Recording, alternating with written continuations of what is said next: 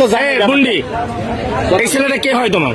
আমার বয়ফ্রেন্ড, মানে আমি বিয়ে করছি। বিয়ে করছো? আচ্ছা, তুমি ওরা পছন্দ করো, ভালোবাসো। তোমার বাবাকে? আমার আব্বু ওই যে। ওরা আমি চিনি তো, আমার এই যে ইনি তোমার বাবা, উনি তোমার নিতে আসছে।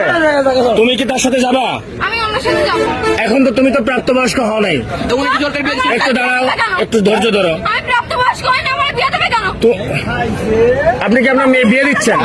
আমি বিয়ে দেওয়ার দিকে আমি ছেলেও আছে, বিয়ে না বসবে থাকবে আমার বাড়িতে।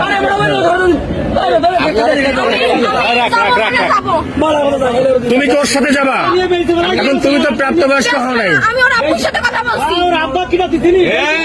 ও নাম্বার আমি তুমি ওর কপালে সিঁদুর দেওয়া আছে। আমি আরে মুসলমান, মুসলমান মেয়ে দিচ্ছিলাম, তাই মনে লাগছে। তোমার বাসা কোথায়? তোমরা নিতে আসছো? এরা যদি এখন তোমার মায়েরা পুলিশে দেয়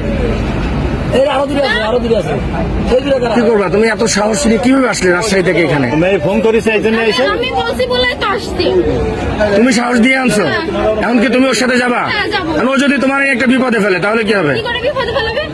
মনে করো যে একটা বিপদে ফেললো, ও তোমার একটা বিপদে ফেললো। আমার আব্বু বলছে আমি যদি চলে যাইতে চাই আমাকে চলে যাইতে বলছে। তুমি আর গায়ে হাত দেবো না,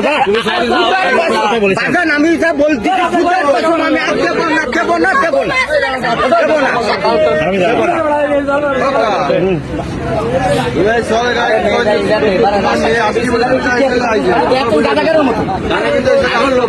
আরো লোক আছে, একটা গুরু হচ্ছে সামনে, একটা হিন্দু মেয়ে, এর গুরু আছে। আমি আপনাদের আমরা সেই মায়ের আমি আটকাইছি। না না, প্রশাসনের বাইরে দেওয়া যাবে না। তোমরা একটু এদিকে আসো, আমার সাথে আসো। তোমরা একটু এদিকে আসো, এদিকে আসো। হ্যাঁ ভাই, এটা আমার একটু এদিকে আসো আমার সাথে। কেউ গায়ে হাত দেবে না, কিছু পাচ্ছি না। কেউ গায়ে হাত দেবে না, আমি তোমাকে বললাম। এদিকে আসো, আমার সাথে আসো। এদিকে আসো, এদিকে আসো।